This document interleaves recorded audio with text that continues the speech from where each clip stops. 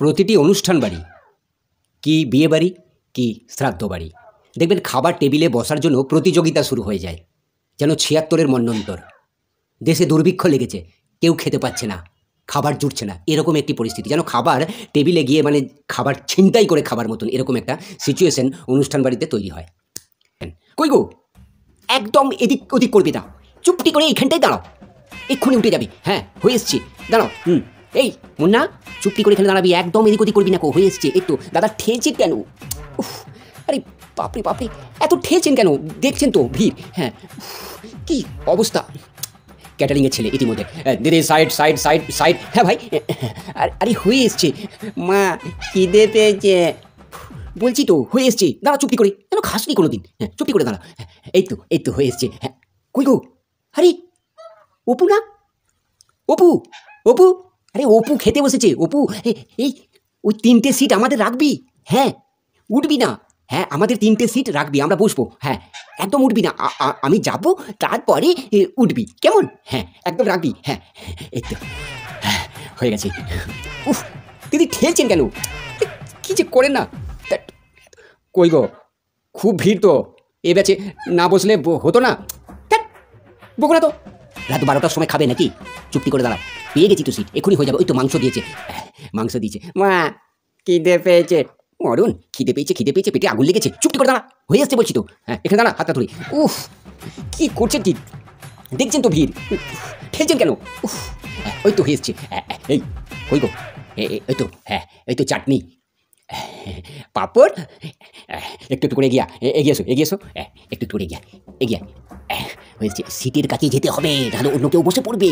একটু করে এগিয়ে এসো। মরুন, কিছু শিখলে না, ম্যানেজও করতে শিখলে না। কবে যে শিখবে।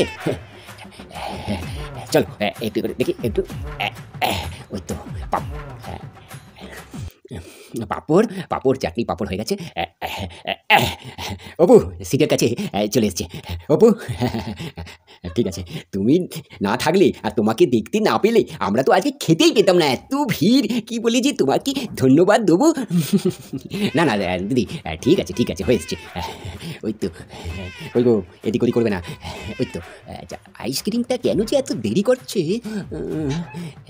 খেয়ে মনে হচ্ছে 11টার মধ্যে বাড়ি ঢুকে যাবো নাকি গো? দেখলে আমার ক্যালিটা, দেখলে? দিদি হয়ে গেছে, বসুন। Thank you Apu, thank you. আয় মুন্না, মুন্না মুন্না মুন্না মুন্না, কই গো, মুন্না কই? আরে মুন্না, আরে মুন্না কই? মুন্না ভাড়ার ঘরে, যেখান থেকে খাবার সার্ভ করা হচ্ছে, ঠিক তার পাশে চুপটি করে দাঁড়িয়ে আছে।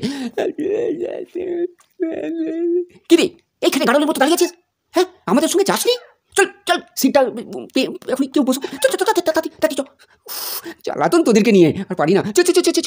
ইতিমধ্যে ওই সিটে অন্য 4জন বসে পড়েছে। হ্যাঁ, চল